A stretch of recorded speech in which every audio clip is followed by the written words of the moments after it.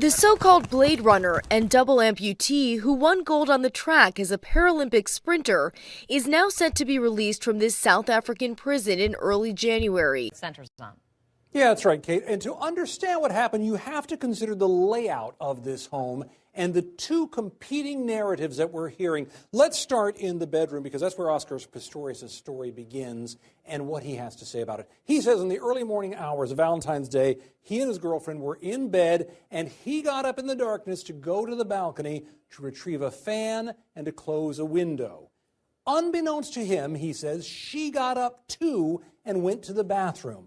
Then he started to go back inside. That's where this whole story gets very, very strange. And I want to fly you through the house to follow his story. He says as he comes in off the balcony, the room is very, very dark, and he thinks that she's still lying in bed over there. Remember, he doesn't have his prosthetic legs on. He's moving around on what's left of his natural legs, so his angle would also be lower. But he does hear a noise down that hallway.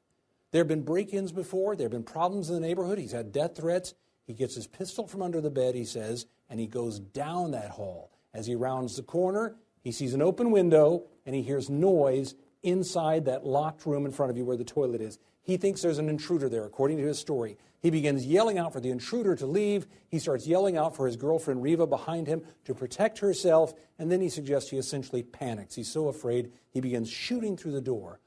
Only when he comes back into the room and turns the lights on to put on his prosthetic legs does he say that it occurs to him that maybe something else has happened because she's not there. And he goes back to the bathroom and smashes the door down. Indeed, she is there, and he starts calling for help, Kate. That's his version. Former Olympic track star Oscar Pistorius granted parole 10 years after being convicted of murdering his girlfriend. But then what do prosecutors say actually happened in their view? Yeah, very different view, very different. They say it was never dark and confusing here. The lights were on the whole time, and the reason the lights were on because they say this couple was having a big argument. An argument so loud it can be heard for hundreds of yards by some witnesses who believe they heard it coming from that house. At some point, they say, she did indeed retreat to the bathroom to get away from him, and she locked the door behind herself.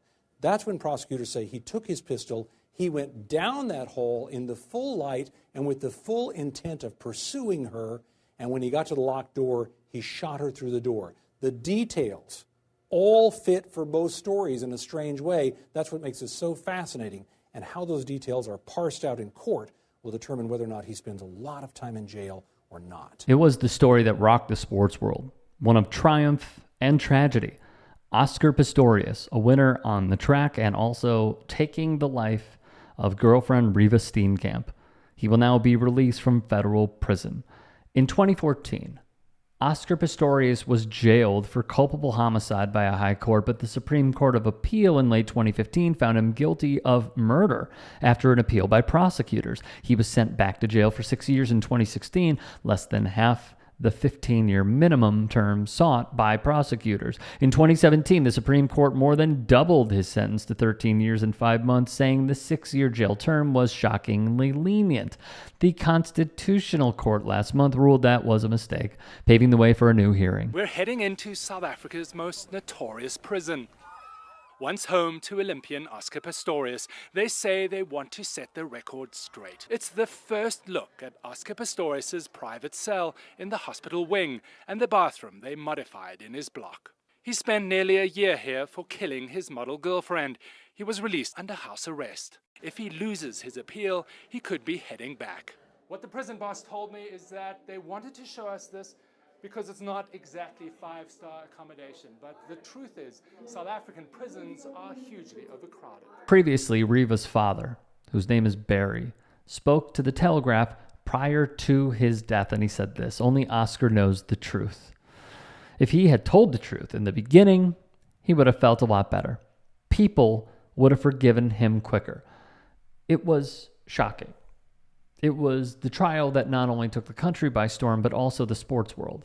It was Oscar Pistorius, a double amputee, and Reeva Steenkamp, a former model, reality TV star, presenter, and also the face of an anti-bullying campaign that reached the masses. Now, Pistorius' career is over, and he will serve the remainder of his sentence in Pretoria at a family member's mansion. He is due to be released January 5th. Friday's parole hearing was Pistorius' second in the space of 8 months. He was wrongly ruled ineligible for early release at a hearing in March. That was due to an error made by an appeals court over when the sentence officially started. Pistorius was eventually convicted of murder on a legal principle, and he acted with extreme recklessness. It basically came out to third-degree murder. David O'Sullivan, a journalist, would tell The Telegraph, "People were angry with Oscar. He was supposed to fly our flag. And none of that was racial. Black people and white people said the same. They also felt betrayed by Oscar, as murder is so rife in South Africa." Reeva's mother, Reeva Steenkamp, would release a statement through her spokesperson. She'd say, "Rehabilitation requires someone to engage honestly with the full truth of his crime and the consequences thereof. Nobody can claim to have remorse if they're not able to engage fully with the truth. I do not believe Oscar's version," she would add. She also chose to not attend multiple hearings, but also said she did not oppose parole. For Pistorius, as part of his parole, which will last until December 5th, 2029, he will be forbidden from leaving his area of Pretoria without permission and obliged to attend an anger management program and to do community service.